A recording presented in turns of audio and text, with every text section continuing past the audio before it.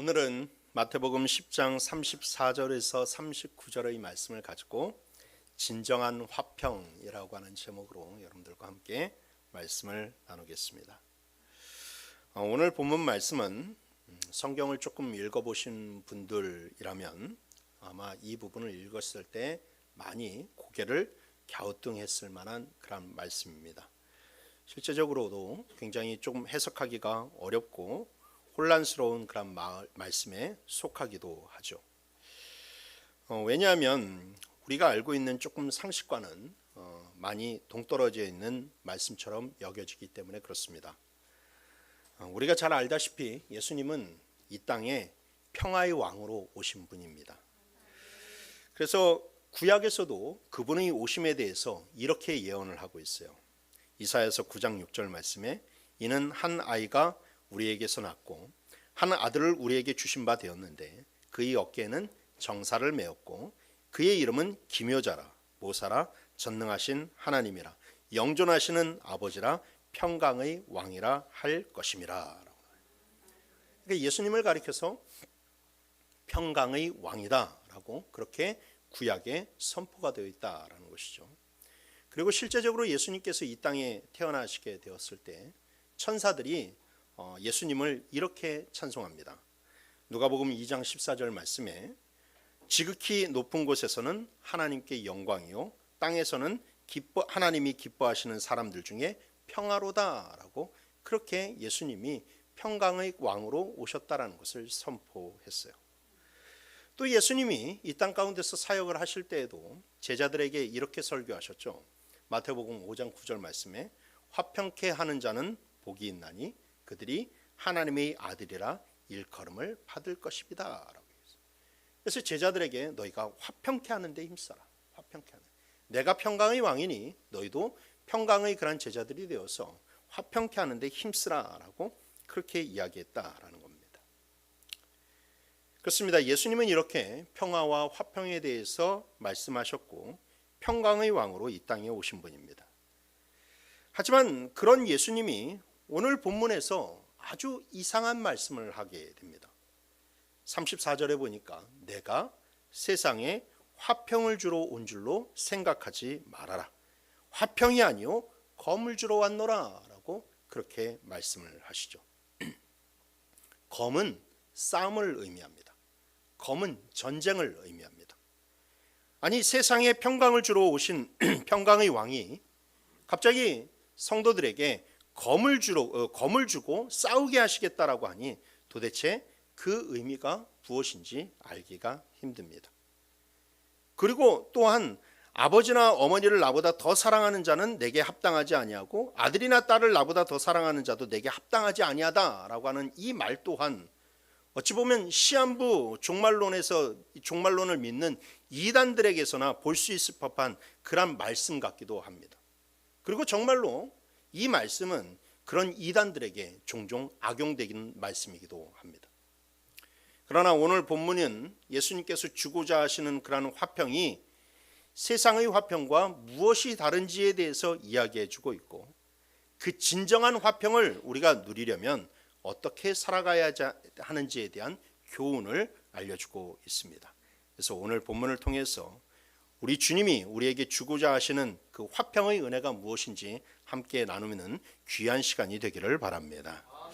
자, 첫 번째로 예수님이 주시고자 하는 화평은 죄로부터 자유케 되는 화평임을 믿으시길 바랍니다. 죄로부터 자유케 되는 화평. 본문 34절에 보면 예수님은 내가 세상에 화평을 주러 온 줄로 생각하지 말라라고 그렇게 말씀하셨습니다. 이 말씀은 뜬금없이 내가 너희에게 화평을 주지 않겠다라고 하는 말씀이 아니라 나는 세상이 원하는 화평을 주기 위해서 온 것이 아니다라는 거예요. 즉 내가 주고자 하는 화평은 세상이 원하는 화평과는 다르다라고 하는 그 말씀의 의미를 가지고 있어요. 우선 아까 읽었던 누가복음 2장 14절을 다시 한번 봅시다. 지극히 높은 곳에서는 하나님께 영광이요 땅에서는 하나님이 기뻐하신 사람들 중에 평화로다라고 얘기해요. 여기서 예수님은 평화를 제한을 두셨습니다. 평화를 제한을 두셨는데 그것은 무슨 평안이냐? 하나님이 기뻐하시는 사람들 중에 있는 평화다라고 그렇게 이야기하고 있다. 그러니까 예수님이 평강의 왕으로 오셨다, 예수님이 주시는 평화를 주신다라고 하는 그 말씀은 무슨 예수님이 이 땅에 오셔서 세계 평화를 주시고 아니면 뭐 기독교와 불교가 서로 연합하고 카톨릭과 기독교가 연합하는 그런 종교 통합의 그런 평화가 아니라 바로 예수님을 믿는 사람만이 누릴 수 있는 평화를 주신다라고 하는 그런 의미를 가지고 있다라는 거예요. 그리고 예수님을 믿는 사람만이 누릴 수 있는 평화는 무엇이냐? 다름 아닌 죄로부터 자유케 되는 평화라는 겁니다. 인간은 죄로 말미암아 하나님과 단절되어서 살아왔어요. 하나님과 단절되었다는 것은 죽음을 의미합니다. 고통을 의미합니다. 그래서 예수님이 오시기 전에 세상은 온전히 사단의 지배를 받으면서 고통에 신음하면서 살아왔어요. 그런데 예수님이 이 땅에 오심으로 말미암아 이 땅에 빛을 비추셨습니다. 그 빛이 비추는 순간 세상이 얼마나 추악하고 얼마나 더럽고 정말로 음란하게 살아가는지가 다 만천하에 드러나게 되었습니다. 그리고 주님의 오심으로 말미암아 그분을 믿는 의의 세력들이 생기게 되었고, 이 하나님을 믿는 의의 세력들과 여전히 그 죄 가운데서 헤어나오지 못하는 그런 어둠의 그런 세력 간의 그런 갈등과 대립이 발생하게 된 거예요. 예수님이 가시는 곳마다 어둠이 물러갔습니다. 불법이 물러갔습니다. 사단의 세력들이 쫓겨나가게 되었어요. 우리가 복음서를 읽게 되면 예수님이 수많은 귀신들을 쫓아내는 그런 이야기들이 많이 등장합니다. 근데 여러분, 예수님이 귀신을 쫓아내는 그 이야기는 무슨 무당이 굿해서 귀신을 쫓는 그런 차원의 이야기가 아닙니다. 이 땅에 얼마나 사단의 역사가 강하게 작용하고 있고, 이 땅에 수많은 영혼들이 그 사단의 그런 매임에 고통스러워하는지를 보이는 것이고, 예수님이 오시자마자 그 사단의 역사를 몰아내고 그들에게 참된 기쁨과 평화를 주고 있다는 것을 나타내 주는 거예요. 그래서 마가복음 5장 15절 말씀해 보니까 예수께서 이르러 그 귀신 들렸던 자, 곧 군대 귀신 집혔던 자가 옷을 입고 정신이 온전하여 앉은 것을 보고 두려워하더라 라고 해요. 이게 바로 예수를 만난 자에게서 나타나는 모습이라는 것이죠. 사단이 그들에게서 쫓겨나갔을 때에 미치광이로 살던 사람들이 평온을 되찾게 되었어요. 화평을 되찾게 되었다는 겁니다. 그렇습니다, 여러분. 이 땅에 평강이 없고 삶 속에 두려움이 가시지 않는 것은 죄와 사단의 역사 때문에 그런 겁니다. 그래서 주님은 이 땅의 죄악의 역사와 사단의 역사를 몰아내기 위해서 검을 들고 오셨다는 거예요. 우리에게 자유를 주기 위해서, 우리에게 평강을 주기 위해서 검을 들고 이 땅에 오셨다는 겁니다. 그래서 그분은 우리의 영혼과 사회 속에 뿌리 박힌 죄악들을 몰아내고 진정한 평화를 주시기 위해서 이 땅에 오신 분입니다. 그래서 성도는 이 세상의 거짓을 몰아내는데, 세상의 음란을 몰아내는데 앞장서야 할 사명이 있다는 거예요. 그 바로 된 하나님의 그런 말씀을 선포해야 할 사명이 있다는 거예요. 지난주에 미국의 대선이 끝났습니다. 도널드 트럼프 대통령이 다시 당선이 되었어요. 그는 선거인단 300표가 넘는 압도적인 그런 승리를 이끌어내서 당선이 되었습니다. 그런데 한창 그 선거의 랠리가 진행될 때에 온갖 언론들이 트럼프를 미치광이라고, 그리고 트럼프가 다시 미국의 그런 대통령에 오르게 되면 세계가 굉장히 암흑에 빠져들고 어둠에 빠져들 거라고 그렇게 이야기를 했습니다. 그리고 유명한 헐리우드 스타들이 대거 트럼프 후보를 반대하고 나섰습니다. 여러 가지 반대 이유가 있겠지만 뚜렷한 그들이 반대하는 이유는 트럼프 후보자가 낙태를 반대하고 동성애를 반대하고 제3의 성을 인정하지 않는다는 이유였어요. 헐리우드 스타들은 많은 진보 진영에 속한 자들, 이 헐리우드 스타들과 많은 진보 진영에 속한 자들은 그것이 자유를 탄압하는 것이라고 그렇게 이구동성으로 외쳤습니다. 그래서 트럼프를 마치 시대에 역행하는, 이 시대를 탄압하는 미치광이라고 하는 프레임을 씌워서 공격을 했다라는 것이죠. 그런데 여러분, 그 연설을 한 번이라도 들어보고 그리고 서로 간의 그런 그런 공약들을 보게 되면 누가 미치광이인지 누가 잘못된 것인지가 분명히 드러나게 됩니다. 트럼프 후보는 그렇게 말했습니다. 트랜스젠더에 있는 사람들이 절대 이 스포츠에, 그러니까 남자 이 트랜스젠더가 여자로 성전하는 사람이 여자 스포츠에서 뛰지 못하도록 만들겠다. 기본적으로 내가 인정하는 성은 하나님께서 주신 남자 여자 위에 다른 성은 없다. 제3의 성은 없다라는 거예요. 그리고 낙태를 이렇게 찬성하는 그런 법안에 허용을 하지 않겠다라는 거예요. 지난번에도 한번 말씀을 드렸지만 지금 미국 사회는 미성년자가 부모의 동의가 없이 성전환 수술을 할 수 있습니다. 트럼프 후보는 그것을 막겠다고 했습니다. 절대 그것이 허용되지 않도록 하겠다고 했어요. 만약에 그것을 행하는 의사가 있으면 그 사람에게 대단한 불이익을 주겠다라고 공언을 했습니다. 그런데 반대편에 있는 해리스 후보는 뭐라고 이야기합니까? 내가 대통령이 후보가 되면 대마초를 합법화시키겠다라고 얘기했습니다. 낙태를 자유하도록 그렇게 만들겠다라고 이야기했습니다. 뭐 동성애나 제3의 성을 인정하는 것은 두말할 나위가 없습니다. 여러분, 누가 미치광이고 누가 잘못된 사람입니까? 그런데 시대가 그것을 분별하지 못하니까 그 시대의 흐름을 역행하는 사람을 두고 정말로 그렇게 매도하는 일들이 일어났다는 것이죠. 이는 우리나라도 마찬가지입니다. 얼마 전 10월 27일 그토록 많은 크리스천들이 모였던 것은 그만큼 동성애 위협이 우리 사회에 극에 달했기 때문에 그렇습니다. 이제 젊은이들에게 동성애는 그리 낯선 문화가 아닙니다. 어떤 영화를 보든지 어떤 드라마를 보든지 항상 게이와 레즈비언들이 등장하고 동성애 코드가 주를 이루고 있습니다. 요즘 한창 방영되고 있는 정년이라고 하는 그런 드라마 여러분들 한 번쯤은 들어보셨을 텐데 그 드라마의 그런 원작이 되는 웹툰은 거기에서 동성애를 다루고 있습니다. 근데 드라마로 만들다 보니까 그것을 노골적으로 다룰 수가 없어서 그냥 그 사이사이에 아주 동성애적인 그런 코드를 집어넣고 있는 것이죠. 더 심각한 것은 학교에서 그것을 가르친다라는 겁니다. 아무 이 옳고 그름을 판단할 수 없는 그런 친구들에게 그것을 동성애에 대해서 가르치고 제3의 성에 대해서 가르치고 남자가 남자를 사랑해도 아무렇지가 않고 여자가 여자를 사랑해도 아무렇지도 않다는 것을 그렇게 가르치고 있다는 겁니다. 어디 그뿐입니까? 너무나도 많은 불륜과 마약과 각종 음란한 문화가 우리와 그리고 우리 자녀들을 둘러싸고 있습니다. 여러분, 그런 것들이 가득했을 때 나타날 일들을 생각해 보십시오. 얼마나 혼란스럽고 두려운 상황이 연출되겠습니까?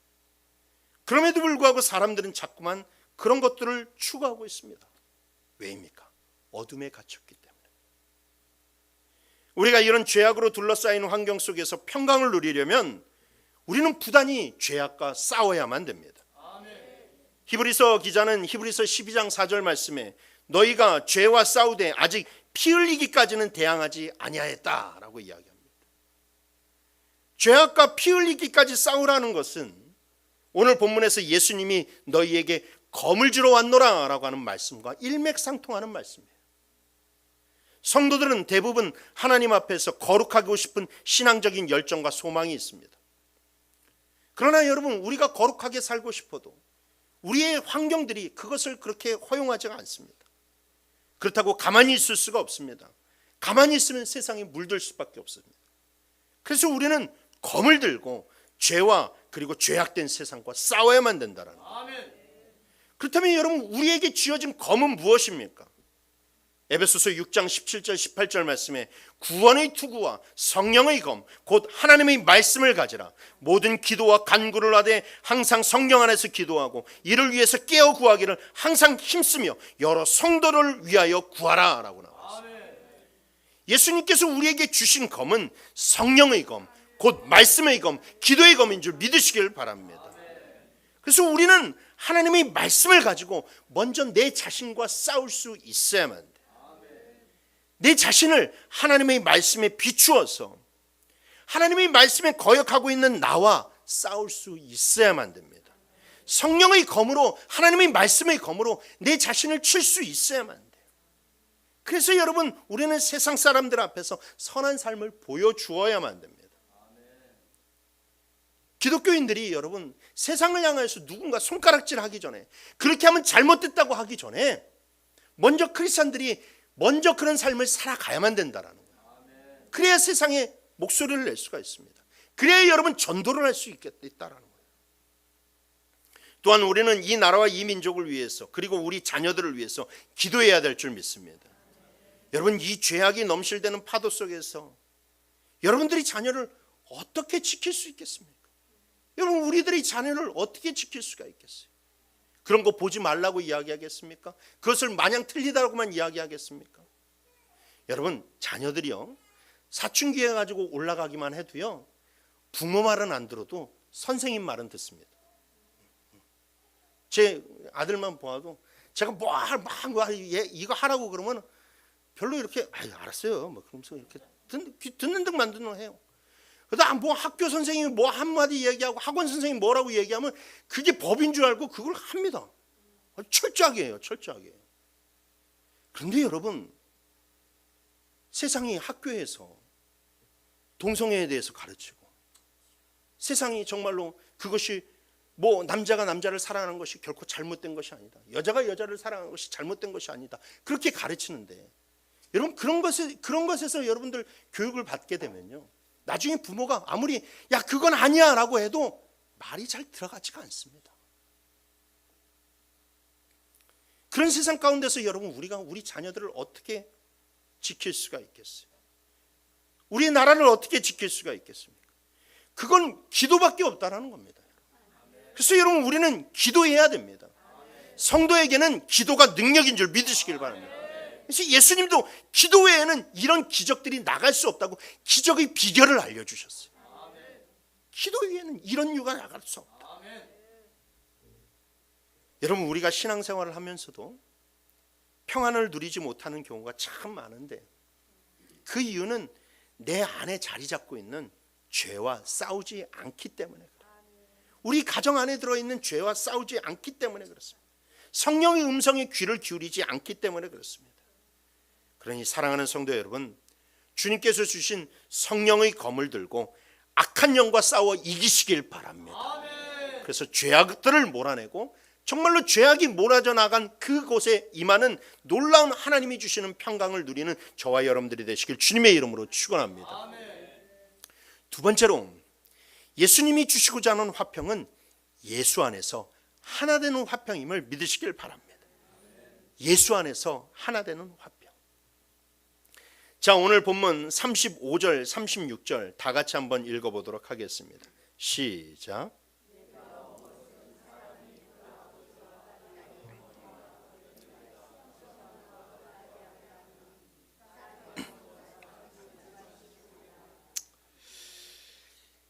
예수님이 오신 목적이 이것만 보면 가족을 갈라서게 만들고 식구가 원수가 되게 한다라고 하는 그런 말처럼 들릴 수가 있습니다. 그래서 예전에는 뭐 예수를 믿기 시작하면 이 믿지 않는 그런 가족들과 이렇게 많이 갈등을 겪게 되고, 그래서 정말로 식구가, 사랑하는 식구가 원수가 된다라고 그렇게들 생각을 합니다. 그런데 여러분, 사실 이 말씀은 예수님이 처음 하신 말씀이 아니에요. 이 말씀은 구약의 미가 선지자가 먼저 언급을 했습니다. 미가 선지자가 했던 말을 한번 살펴봅시다. 미가서 7장 4절 6절 말씀입니다. 그들이 가장 선한 자라도 가시 같고 가장 정직한 자라도 찔레 울타리보다 더하도다. 그들의 파수꾼들의 날 곧 그들 가운데 형벌의 날이 임하였으니 이제는 그들이 요란하리로다. 너희는 이웃을 믿지 말며 친구를 의지하지 말며 내 품에 누운 여인에게라도 내 입의 문을 지킬지어다. 아들이 아버지를 멸시하며 딸이 어머니를 대적하며 며느리가 시어머니를 대적하리니 사람의 원수가 곧 자기 집안의 사람이리로다 라고 나와있어요. 예수님이 하신 말씀은 바로 이 미가 선지자의 말씀을 인용해서 그대로 하신 말씀이에요. 미가 선지자가 했던 이 말씀의 배경은 바벨론 침략이 임박하에 있는 예루살렘을 두고 한 말입니다. 당시 예루살렘은 극도로 타락해 있었습니다. 온갖 우상 숭배와 향락과 거짓에 물들어 있는 그런 사회였습니다. 그래서 하나님은 예루살렘을 심판하기로 결정하셨는데 그 심판을 하실 날 하나님의 그 징계 가운데 하나가 무엇이냐? 바로 불신이라는 거예요. 불신. 즉 심판의 날에 예루살렘에 이르게 되면 가까운 이웃, 친척, 배우자, 다른 가족들까지도 믿을 수 없을 정도로 불신이 팽배하여지고 극심한 혼란에 빠지게 될 거라는 겁니다. 말세의 증상이라는 거예요. 그래서 여러분, 우리가 시간이 점점 지날수록 말세에 가까워질수록 우리 또한 무엇에 대한 뉴스를 많이 듣습니까? 폐륜에 대한 뉴스를 많이 듣지 않습니까? 가장 선한 자라도 가시 같고 가장 정직한 자라도 찔레 울터리보다 더한 것이 바로 인간이라고 하는 존재라는 거예요. 겉으로 보기에는 선한 것 같고 겉으로 보기엔 정직한 것 같지만 여러분, 인간이라는 존재가 그렇지 않다라는 겁니다. 실질적으로 예레미야 예가서를 보게 되면 남유다가 바벨론에 의해서 포위당했을 때에 예루살렘 안에서는 당시 부모가 자식을 삶아서 잡아먹는 비극이 일어났다는 거예요. 그래서 예수님이 이 말씀을 하신 것은 예전 남유다와 같이 바벨론의 멸망을 당시에 배경으로 하신 말씀이고 이것이 말세를 배경으로 두신 말씀이라는 거예요. 이 말씀은 예수를 믿음으로 말미암아 가족의 불화가 생기는데 초점을 맞춘 것이 아니라 원래 인간이라는 것이 그런 존재이고 그런 현상들이 말세를 갈수록 더욱더 두드러지게 나타날 수밖에 없다라는 것이죠. 그래서 그 말세 가운데 우리가 화평을 얻게 되려면, 우리의 가족을 구원하려면 어떻게 해야 되느냐? 예수밖에 없다라는 겁니다. 예수를 전해서 예수로 말미암아 온전히 가족이 구원을 받아야만 된다라는 거예요. 사도행전 16장 31절 말씀에 사도 바울이 이렇게 이야기합니다. 주 예수를 믿어라. 그리하면 너와 내 집이 구원을 받으리라.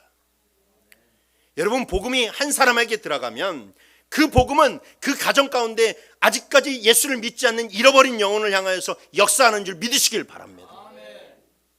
그게 복음의 진행 방향이에요. 내가 예수 믿으면 나로 인하여서 복음이 내 가족으로 확장되고 내 가족이 구원을 받아야만 된다는 것이죠. 반대로 그러나 내가 예수를 믿게 되면 사단은 다른 영혼들을 빼앗기지 않기 위해서 대항하기 시작을 합니다. 그래서 우리 가정 가운데 잠시 예수를 믿게 되면 잠시 동안 믿음의 시련과 갈등을 겪을 수밖에 없다는 거예요. 아마 어느 정도 신앙의 연륜이 있으신 분들은 가족 모두가 예수 믿는 것이 진짜 가장 소중한 축복이고 가장 귀한 평화인 줄 아실 줄 믿습니다. 여러분, 그것은 정말로 억만금을 주어도 바꾸지 못할 놀라운 축복과 놀라운 평안이라는 거예요. 이 가족이 모두가 다 예수 믿고 예수 공동체 안에서 함께 예배하고 신앙의 이야기를 나눌 수 있다는 거예요. 여러분, 이것보다 더한 축복은 없어요. 그래서 우리는 온 가족이 예수 안에서 하나 되는 화평을 누릴 수 있어야만 됩니다. 그래서 오늘 본문은 우리 가정 안에 있는 사단의 역사를 어떻게 내쫓고 그리고 그 놀라운 가족 구원의 축복을 받을 수 있는지에 대해서 이야기해 주고 있어요. 첫 번째로 가족이 구원받으려면 내 믿음의 중심이 바로 서 있어야만 됩니다. 내 믿음의 중심이 바로 서 있어야 돼요. 37절 말씀에 아버지나 어머니를 나보다 더 사랑하는 자는 내게 합당하지 아니하고 아들이나 딸을 나보다 더 사랑하는 자도 내게 합당하지 아니하다라고 얘기했어요. 이 말씀은 예수 믿지 않는 네 가족이 원수다, 그러니 버려라가 아닙니다. 예수를 위해서 때로는 가족도 버릴 수 있어야 된다라고 하는 말이 절대로 아닙니다. 이는 우리의 신앙의 척도를 나타냅니다. 여러분, 사실 우리가 이 세상에 살아가면서 부모보다 내게 더 귀한 분이 누가 있겠습니까? 자녀보다 내게 소중한 사람이 또 누가 있겠습니까? 근데 예수님이 바로 그 부모와 자녀를 꺼내시면서 하나님을 향한 우리의 사랑이 어떠해야 되는지에 대해서 확실하게 알려주고 있다는 거예요. 여러분, 성경을 보게 되면 예수님은 절대로 가정을 무시하지 않습니다. 예수님은 가정을 굉장히 귀하게 여기십니다. 형제 자매의 관계도 무시하지 않습니다. 예수님은 어떻게 해서든지 가정을 지키고 어떻게 해서든지 가정을 화목하게 하는데 힘쓰시는 분이에요. 사도 바울도 디모데전서 5장 8절에서 우리가 친족을 돌보지 않으면 불신자보다 더 악한 사람이라 그렇게 이야기하고 있습니다. 그러기에 오늘 본문의 의미는 믿음 때문에 가족도 버릴 수 있다는 의미가 아닙니다. 이는 우리가 예수를 믿으면서 믿지 않는 가족에 대한 사랑 때문에 우리의 믿음이 쉽게 흔들릴 수 있음을 지적하는 말씀이에요. 그렇죠, 여러분. 우리는 신앙생활을 하다가, 내가 외롭게 가족 안에서 신앙생활을 하다가 사랑하는 가족을 전도한다는 핑계로 신앙의 타협을 보일 수가 있습니다. 때로는 주일을 빼먹고 놀러 갈 수도 있고, 때로는 남편이 원하기 때문에 원치 않는 제사를 드릴 수도 있습니다. 그러나 여러분, 우리는 분명히 알아야 되는데 우리 그 타협적인 모습이 오히려 믿지 않는 전도 대상자에게 신앙의 길에서 멀어지게 만든다는 것을 우리는 알아야만 돼요. 그렇게 내가 조금 타협해주고 내 자신을, 신앙의 모습들을 내어주면 그 사람이 더 예수께로 나오겠지라고 생각할지 모르지만, 여러분, 그것은 진짜 오산입니다. 그것은 그 사람에게, 나의 신앙의 태도는 그 사람에게 예수라는 분이 어떤 것인지, 그리고 복음의 가치가 어떤 것인지를 보여주는데, 내가 타협하는 순간, 아, 복음은 타협해도 되는 거구나, 예수는 그렇게 소중한 사람이 아닌 거구나, 소중한 분이 아닌 거구나 라고 하는 그런 여지를 주게 된다는 거예요. 여러분, 다니엘이요, 바벨론의 포로로 살면서도 다니엘은 신앙의 타협을 보이지 않았어요. 처음에 누구도 그를 이해하지 못했습니다.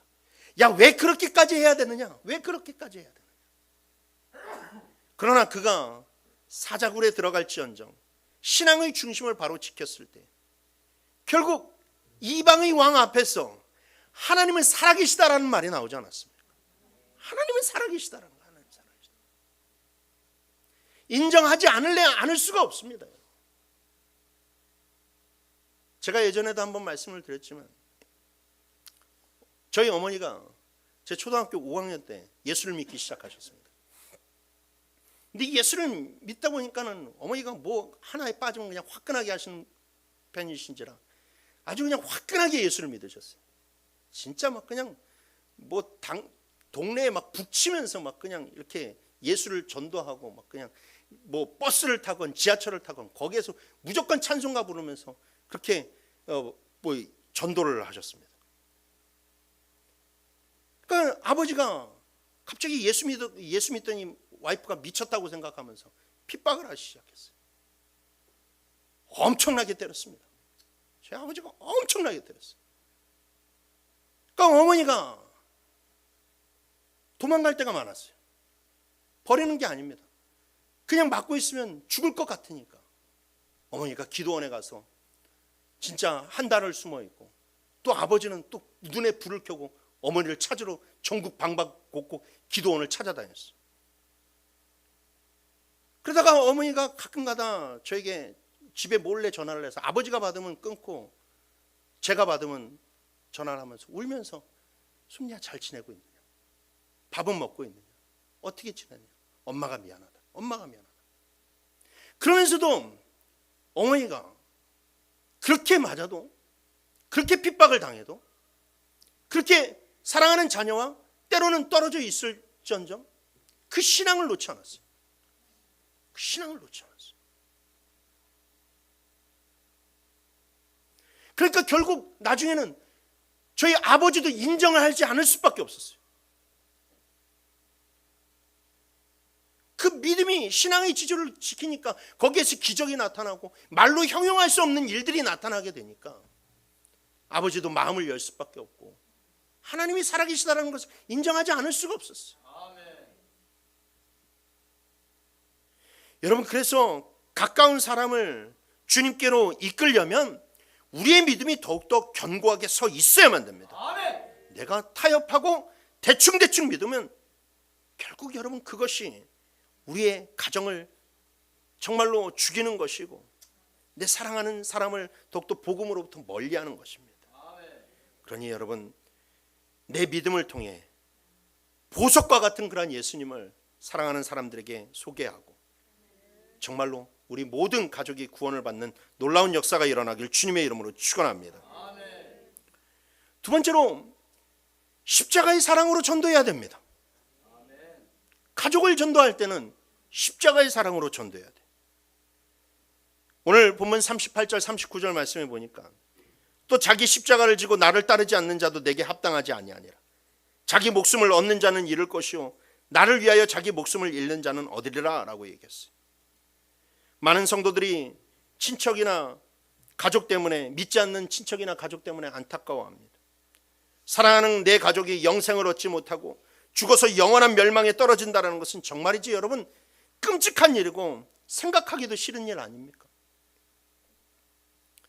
그런데 여러분, 우리가 가족을, 그 사랑하는 가족을 전도하는 데 있어서 가장 놓치지 말아야 될 점 중에 하나가 무엇이냐? 그 가족이 믿는 것을, 예수 믿는 것을 당연하게 생각해서는 안 된다라는 거예요. 당연하게 생각. 야, 내가 아버지인데, 내가 가장인데, 내가 이제부터 오늘서부터 예수 믿으니까 우리 가족 다 예수 믿어야 돼. 이게 안 된다라는 겁니다. 물론 여러분, 우리는 내가 예수 믿었기에 내 가족도 예수를 믿게 될 것이라고 하는 가족 구원에 대한 확신을 가지고 있어야만 됩니다. 하지만 여러분, 그 가족이라고 하는 당연한 관계 때문에 그들이 예수를 믿는 것 또한 당연하게 이루어지는 것은 절대로 아니라는 거예요. 예수님은 내가 가정 안에서도 십자가를 짊어져야 한다라고 이야기하고 있어요. 즉 예수님이 우리를 구원하시기 위해서 십자가의 사랑을 보이신 것처럼 우리도 내 가족을 구원하려면 내 가정에게, 내 가족에게 십자가의 사랑을 보여야만 한다는 거예요. 어느 책을 보니까요, 어떤 목사님이 그렇게 말씀하시더라고요. 가족을 구원하고 싶으면 가정을 선교지로 생각하고 나는 그 선교지에 파송된 선교사라고 생각하라고. 여러분, 이게 옳다고 생각합니다. 여러분, 전도란 무엇입니까? 예수님의 이끈한 십자가의 사랑을 아직 그 사랑을 알지 못하는 자에게 나누어 주는 것 아닙니까? 그리고 이것은 바로 가족에게도 동일하게 적용된다는 것이죠. 아무리 가족이라도 그 가족이라는 당연한 관계에 기대해서 전도할 수는 없는 거예요. 선교사가 선교지에서 사랑을 보여주듯이 우리도 가정에서 예수의 사랑을 보여줄 수 있어야만 됩니다. 당신 교회 안 나오면 나 밥 안 줄 거야? 너 교회 안 나오면 너 용돈 안 줄 거야? 여러분, 이런 식의 그런 전도는 전도가 될 수 없다는 거예요. 남편이 아내의 사랑에 감동해야 되고, 자녀가 그 사랑과 이해, 부모의 사랑과 이해에 대해서 감동해야 되고, 며느리가 시어머니의 사랑에 대해서 감동해야 돼요. 여기 혹시 여러분들 가운데서 며느리를 전도하고 싶은 시어머니 계십니까? 그러면 여러분들이 바뀌어야 돼요. 여러분들이 바뀌어야 돼요. 그냥 얘야 교회 나가라. 왜 안 나가냐? 여러분, 이런데 누가 교회를 나갑니까? 거기에 십자가의 사랑이 없는데. 내가 완전히 바뀌었다는 것을 보여줘야죠. 내 태도가 바뀌고 내 말투가 바뀌고 내 모든 것이 바뀌었어. 정말로 예수 그리스도의 십자가의 사랑을 나를 통해서 봐야지. 여러분, 그래야지 교회에 나올 거 아니겠어요?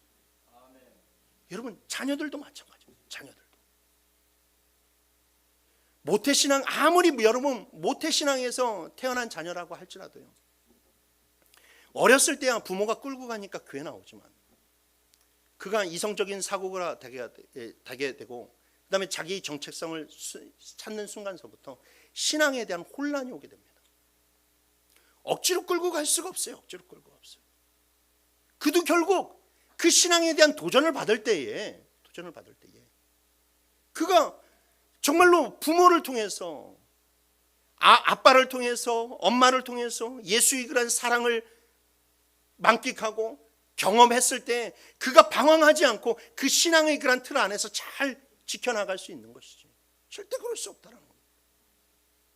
그래서 여러분, 자녀를 전도하는 것도, 배우자를 전도하는 것도, 그 다음에 뭐 며느리를 전도하건 시어머니를 전도하건 그 누구를 전도하는 것도 다 예수 그리스도의 그런 십자가의 사랑을 보여줄 때에 그것이 가능하게 되는 줄 믿으시길 바랍니다. 말씀을 마치겠습니다. 여러분, 우리는 세상이 강조하는 거짓된 평화에 속으면 안 됩니다. 여러분, 세상은요, 안일한 삶을 평화라고 이야기합니다. 돈이 많고 별로 세상에 대해서 걱정할 것이 없고 그렇게 안일하게 사는 삶, 그것을 평화라고 이야기합니다. 평안이라고 이야기합니다. 그래서 자꾸만 안일함에 빠지라고 이야기를 합니다. 그러나 여러분, 우리 예수님은 그런 안일한 평화를 우리에게 주의로 오셨다고 이야기하지 않습니다. 진정한 평강은 우리 안에서 죄를 물리치는 거예요. 우리 가정에서 죄를 물리치는 거예요. 우리 안에 있는 사단의 역사를 물리치고 정말로 내가 예수 안에서 바로 서고 우리 가정이 예수 안에서 하나 되는 것이 진정한 평안인 줄 믿으시길 바랍니다. 그것보다 이 세상에서 더한 축복과 평강은 없어요. 그러니 여러분, 우리가 이것을 위해서 기도하기를 원합니다. 이것을 위해서 더욱더 정말로 영적인 그런 싸움을 싸워 나가기를 원합니다. 그래서 저와 여러분들이 변화되고 여러분들의 그런 가정들이 변화되고 그 다음에 믿지 않는 그런 모든 식구들이 변화되고 나의 가족만 예수를 믿는 것을 넘어서 나의 그런 친척까지도 나의 그런 사랑하는 이웃까지도 그렇게 주님께로 초대할 수 있는 저와 여러분들이 되길 주님의 이름으로 축원합니다.